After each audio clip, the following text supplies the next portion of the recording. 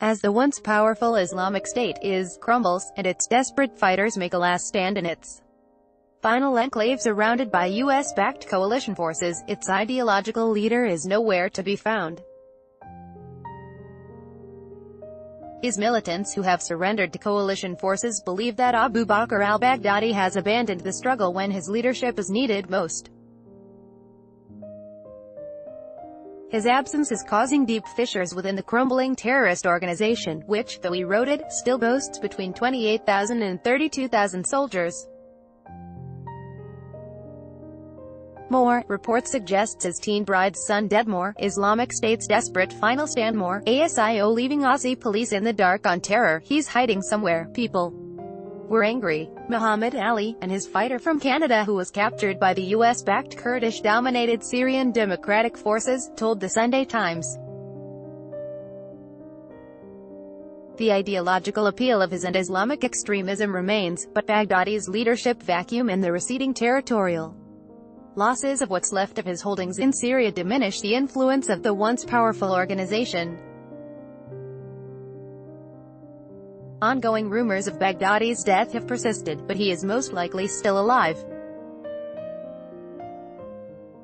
The United States is offering up to $35.48 million for any credible information that leads to his capture. Baghdadi also suffers from diabetes, high blood pressure and injuries sustained during an airstrike years ago. Iraqi intelligence is following Baghdadi and we believe he never stays in one place for more than one day. Abu Ali al-Basri, Director General of Iraq's intelligence office at the Ministry of Interior, told Fox News.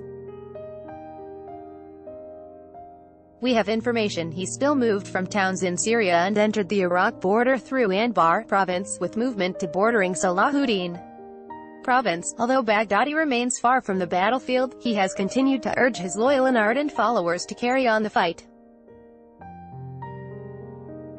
His most recent call to arms was in a series of audio clips released in August 2018. Prior to resurfacing in August 2018, Baghdadi had not been heard from in nearly a year. At its peak, the Islamic State ruled a vast swath of ungoverned space across Syria and Iraq, ruling a population of more than 8 million people. Baghdadi's stewardship of the caliphate was crucial to its governance structure, and his lofty jihadist rhetoric provided the inspiration necessary to draw in the hundreds of thousands of foreign fighters who joined the terrorist group.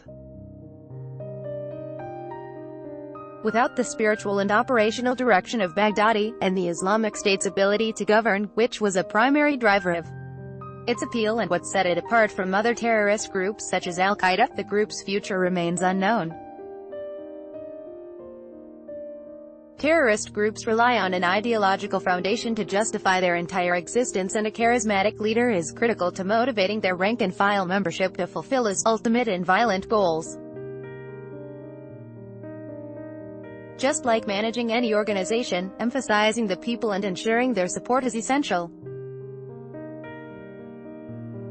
By appearing absent from the battlefield at the most critical moments, Baghdadi seems to have failed his zealous supporters. Max Abrams, professor of political science at Northeastern University and author of the book Rules for Rebels, The Science of Victory in Militant History, says Baghdadi's disappearance will not alter the group's violent nature. Removing Baghdadi will not affect the group's tactics, he said. He was like a CEO who is so incompetent that his removal would have no effect on the group's violent performance, leadership decapitation, or simply the absence of the leader, can have a disruptive or discouraging impact on the subordinates who are left to face their possible demise. But this doesn't make them any less violent or threatening. The caliphate in name may be gone, yet thousands of fighters are left. They've been forced to go underground and adopt an asymmetric form of warfare. Terrorist attacks such as the Jan.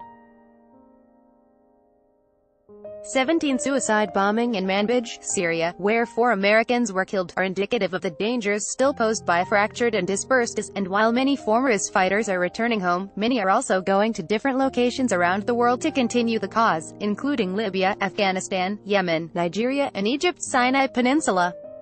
is will continue to exist in some capacity in Syria, as the Assad regime's brutality and repression will fuel further violent extremism and encourage Sunni resistance.